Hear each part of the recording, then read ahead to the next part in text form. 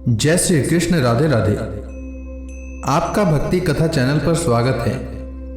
आपका दिन शुभ और मंगलमय हो।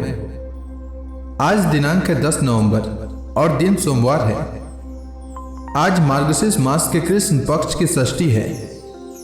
आज सूर्योदय का समय रहेगा सुबह 6:40 और सूर्यास्त शाम 5:30 तक होगा। ब्रह्म मुहूर्त रहेगा सुबह 4:55 से सुबह 5:47 तक और अभिजीत मुहूर्त रहेगा सुबह 11:43 से दोपहर 12:27 तक। आज सर्वार्थ सिद्धि योग रहेगा शाम में 6:48 से कल सुबह 6:41 तक। शास्त्रों के अनुसार सर्वार्थ सिद्धि योग बहुत ही शुभ योग होता है और अगर यह योग सोमवार या शुक्रवार को हो जैसा कि आज है तो वस्त्र आभूषण जैसी वस्तुएं खरीदना चाहिए। इस योग में यह वस्तुएं खरीदने से बार बार ऐसी वस्तुएं खरीदने के योग बनते हैं। वहीं राहु काल सुबह में 8:01 से सुबह 9:22 तक रहेगा। अब आइए सुनते हैं मार्गशीर्ष मास कथा में सबसे पहले भगवान के प्यारे भक्त कुबा जी की कहानी। राजस्थान के एक गांव में कुबा नामक एक महान भक्त रहते थे। वे जाति से कुम्हार थे परंतु हृदय से परमात्मा के सच्चे उपासक थे। मिट्टी के बर्तन बनाकर अपना जीवन निर्वाह करते थे और उनकी पत्नी पूरी बड़ी पतिव्रता, सेवाभावी और धर्मनिष्ठा थी। दोनों पति पत्नी सादगी और संतोष से जीवन बिताते। सत्य बोलना और हर समय भगवान का नाम जपना उनका नित्य धर्म था।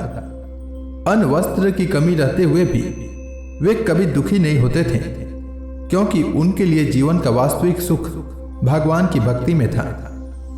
एक दिन 200 साधुओं की मंडली भजन कीर्तन करते हुए कुबा जी के गांव में पहुंची। भूख से व्याकुल साधुओं ने गांव वालों से भोजन का अनुरोध किया परंतु कोई धनवान सहायता को आगे न आया। सबने कहा कुबा भक्त है, वे अवश्य सेवा करेंगे। साधुओं के द्वार पर पहुंचते ही कुबा जी ने नम्रता से उनका स्वागत किया पर घर में अन्न का एक दाना भी नहीं था।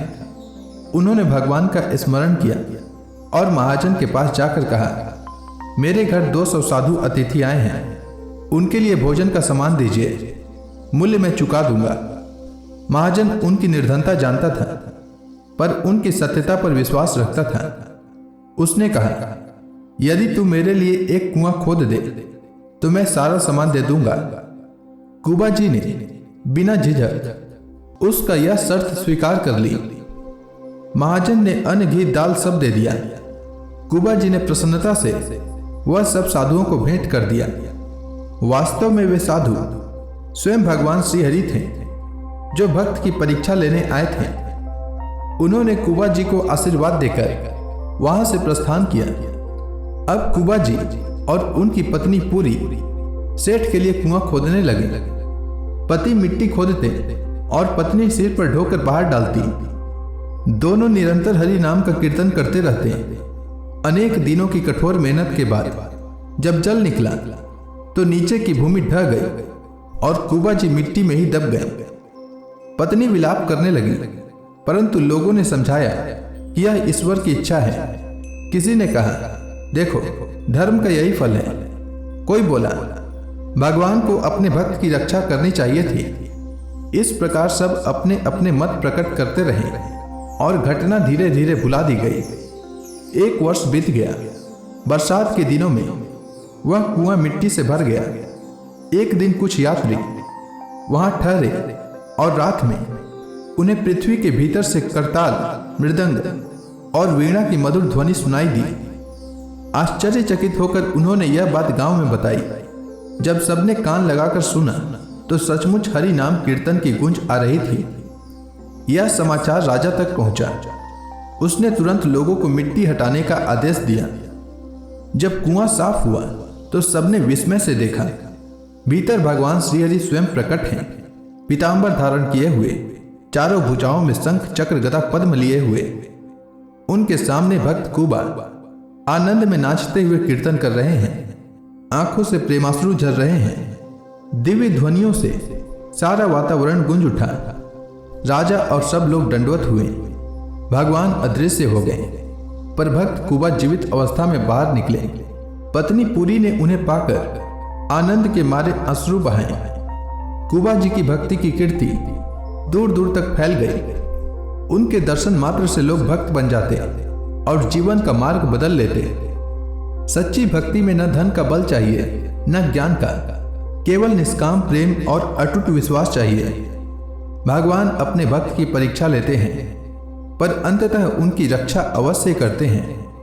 भक्त कुबा जी ने संसार को सिखाया कि जो प्रभु का नाम लेकर दूसरों की सेवा करता है, वही इस भव सागर से स्वयं भी तरता है और दूसरों को भी पार लगाता है। तो प्रेम से बोलिए भगवान श्री हरि विष्णु की जय, उनके प्यारे भक्त कुबा जी की जय। अब आइए सुनते हैं मार्गशीर्ष मास में भागवत पुराण का आज का अध्याय। शांताकारं भुजंग सैनम पद्मनाभं सुरेशम विश्वाधारं गगन सदृशम मेघवर्णम शुभांगम लक्ष्मीकांतं कमल नयनम योगी भी ध्यान गम्यम वंदे विष्णु भवभयहरम सर्वलोकैकनाथम। ओम नमो भगवते वासुदेवाय। श्री ब्रह्मा जी ने कहा, देवगण, जब योग निष्ठ सनकादि मुनियों ने इस प्रकार स्तुति की, तब वैकुंठ निवास श्री हरि ने उनकी प्रशंसा करते हुए यह कहा। श्री भगवान ने कहा, मुनिगण, ये जय विजय मेरे पार्षद हैं। इन्होंने मेरी कुछ भी परवाह न करके आपका बहुत बड़ा अपराध किया है। आप लोग भी मेरे अनुगत भक्त हैं, अतः इस प्रकार मेरी ही अवज्ञा करने के कारण आपने इन्हें जो दंड दिया है वह मुझे भी अभिमत है। ब्राह्मण मेरे परम आराध्य हैं। मेरे अनुचरों के द्वारा आप लोगों का जो तिरस्कार हुआ है उसे मैं अपना ही किया हुआ मानता हूं। इसीलिए मैं आप लोगों से प्रसन्नता की भिक्षा मांगता हूं। सेवकों के अपराध करने पर संसार उनके स्वामी का ही नाम लेता है। वह अपयश उसकी कीर्ति को इस प्रकार दूषित कर देता है जैसे त्वचा को चर्म रोग। मेरी निर्मल सुयस सुधा में गोता लगाने से चांडाल पर्यंत सारा जगत तुरंत पवित्र हो जाता है। इसीलिए मैं वैकुंठ कहलाता हूं, किंतु यह पवित्र कीर्ति मुझे आप लोगों से ही प्राप्त हुई है। इसलिए जो कोई आपके विरुद्ध आचरण करेगा वह मेरी भुजा से ही क्यों न हो, मैं उसे तुरंत काट डालूंगा। आप लोगों की सेवा करने से ही मेरी चरण रज को ऐसी पवित्रता प्राप्त हुई है कि वह सारे पापों को तत्काल नष्ट कर देती है। और मुझे ऐसा सुंदर स्वभाव मिला है कि मेरे उदासीन रहने पर भी लक्ष्मी जी मुझे एक क्षण के लिए भी नहीं छोड़ती। यद्यपि इन्हीं के लेस मात्र कृपा कटाक्ष के लिए अन्य ब्रह्मादि देवता नाना प्रकार के नियमों एवं व्रतों का पालन करते हैं। जो अपने संपूर्ण कर्म फल मुझे अर्पण कर सदा संतुष्ट रहते हैं, वे निष्काम ब्राह्मण ग्रास ग्रास पर तृप्त होते हुए घी से तरह तरह के पकवानों का जब भोजन करते हैं, तब उनके मुख से मैं जैसा तृप्त होता हूँ, वैसा यज्ञ में अग्नि रूप मुख से यजमान की दी हुई आहुतियों को ग्रहण करके नहीं होता। योग माया का अखंड और असीम ऐश्वर्य मेरे अधीन है, तथा मेरी चरणोदक रूपिणी गंगा जी चंद्रमा को मस्तक पर धारण करने वाले भगवान शंकर के सहित समस्त लोगों को पवित्र करती हैं। ऐसा परम पवित्र एवं परमेश्वर होकर भी मैं जिनकी पवित्र चरण रज को अपने मुकुट पर धारण करता हूँ, उन ब्राह्मणों के कर्म को कौन नहीं सहन करेगा। ब्राह्मण, दूध देने वाली गौएं और अनाथ प्राणी, ये मेरे ही शरीर हैं। पापों के द्वारा विवेक दृष्टि नष्ट हो जाने के कारण जो लोग इन्हें मुझसे भिन्न समझते हैं, उन्हें मेरे द्वारा नियुक्त यमराज के दूत, जो सर्प के समान क्रोधी हैं, अत्यंत क्रोधित होकर अपनी चोंचों से नोचते हैं। ब्राह्मण तिरस्कार पूर्वक कटु भाषण भी करे तो भी जो उसमें मेरी भावना करके प्रसन्न चित्त से तथा अमृत भरी मुस्कान से युक्त मुख कमल से उसका आदर करते हैं, तथा जैसे रूठे हुए पिता को पुत्र और आप लोगों को मैं मानता हूँ, उसी प्रकार जो प्रेम पूर्ण वचनों से प्रार्थना करते हुए उन्हें शांत करते हैं, वे मुझे अपने वश में कर लेते हैं। मेरे इन सेवकों ने मेरा अभिप्राय न समझकर ही आप लोगों का अपमान किया है, इसीलिए मेरे अनुरोध से आप केवल इतना कृपा कीजिए कि इनका यह निर्वासन काल शीघ्र ही समाप्त हो जाए। ये अपने अपराध के अनुरूप अधम गति को भोग कर शीघ्र ही मेरे पास लौट आए। श्री ब्रह्मा जी कहते हैं, देवताओं, सनकादि मुनि क्रोध रूप सर्प से डसे हुए थे, तो भी उनका चित्त अंतःकरण को प्रकाशित करने वाली भगवान की मंत्रमयी सुमधुर वाणी सुनते सुनते तृप्त नहीं हुआ। भगवान की उक्ति बड़ी ही मनोहर और थोड़े अक्षरों वाली थी, किंतु वह इतनी अर्थपूर्ण, सारयुक्त और गंभीर थी कि बहुत ध्यान देकर सुनने और विचार करने पर भी वे यह न जान सके कि भगवान क्या करना चाहते हैं। भगवान की इस अद्भुत उदारता को देखकर वे बहुत आनंदित हुए और उनका अंग अंग पुलकित हो गया। फिर योग माया के प्रभाव से अपने परम ऐश्वर्य का प्रभाव प्रकट करने वाले प्रभु से वे हाथ जोड़कर कहने लगे। मुनियों ने कहा, स्वप्रकाश भगवान, आप सर्वेश्वर होकर भी जो यह कह रहे हैं कि यह आपने मुझ पर बड़ा अनुग्रह किया, सो इससे आपका क्या अभिप्राय है यह हम नहीं जान सके हैं। प्रभु, आप ब्राह्मणों के परम हितकारी हैं। इससे लोक शिक्षा के लिए आप भले ही ऐसा माने कि ब्राह्मण मेरे आराध्य देव हैं, वस्तुतः तो ब्राह्मण तथा देवताओं के भी देवता, ब्रह्मादि के भी आप ही आत्मा और आराध्य देव हैं। सनातन धर्म आपसे ही उत्पन्न हुआ है। आपके अवतारों द्वारा ही समय समय पर उसकी रक्षा होती है तथा निर्विकार स्वरूप आप ही धर्म के परम गुह्य रहस्य हैं। यह शास्त्रों का मत है। आपकी कृपा से निवृत्ति परायण योगी जन सहज में ही मृत्यु रूप संसार सागर से पार हो जाते हैं। फिर भला दूसरा कोई आप पर क्या कृपा कर सकता है। भगवान, दूसरे अर्थार्थी जन जिनकी चरण रज को सर्वथा अपने मस्तक पर धारण करते हैं, वे लक्ष्मी जी निरंतर आपकी सेवा में लगी रहती हैं। सो ऐसा जान पड़ता है कि भाग्यवान भक्तजन आपके चरणों पर जो नूतन तुलसी की मालाएं अर्पण करते हैं, उन पर गुंजार करते हुए भौरों के समान वे भी आपके पाद पद्मों को ही अपना निवास स्थान बनाना चाहती हैं, किंतु अपने पवित्र चरित्रों से निरंतर सेवा में तत्पर रहने वाली उन लक्ष्मी जी का भी आप विशेष आदर नहीं करते। आप तो अपने भक्तों से ही विशेष प्रेम रखते हैं। आप स्वयं ही संपूर्ण भजनीय गुणों के आश्रय हैं। क्या जहां तहां विचरते हुए ब्राह्मणों के चरणों में लगने से पवित्र हुई मार्ग की धूलि और श्री वत्स का चिन्ह आपको पवित्र कर सकते हैं? क्या इनसे आपकी शोभा बढ़ सकती है? भगवान, आप साक्षात धर्म स्वरूप हैं। आप सत्यादि तीनों युगों में प्रत्यक्ष रूप से विद्यमान रहते हैं तथा ब्राह्मण और देवताओं के लिए भी तप, शौच और दया अपने इन तीन चरणों से इस चराचर जगत की रक्षा करते हैं। अब आप अपनी शुद्ध सत्वमयी वरदायिनी मूर्ति से हमारे धर्म विरोधी रजोगुण तमोगुण को दूर कर दीजिए। देव, यह ब्राह्मण कुल आपके द्वारा अवश्य रक्षणीय है। यदि साक्षात धर्म रूप होकर भी आप सुमधुर वाणी और पूजन आदि के द्वारा इस उत्तम कुल की रक्षा न करें, तो आपका निश्चित किया हुआ कल्याण मार्ग ही नष्ट हो जाए, क्योंकि लोग तो श्रेष्ठ पुरुषों के आचरण को ही प्रमाण रूप से ग्रहण करता है। प्रभु, आप सत्व गुण की खान हैं और सभी जीवों का कल्याण करने के लिए उत्सुक हैं। इसी से आप अपनी शक्ति रूप राजा आदि के द्वारा धर्म के शत्रुओं का संहार करते हैं, क्योंकि वेद मार्ग का उच्छेद आपको अभिष्ट नहीं है।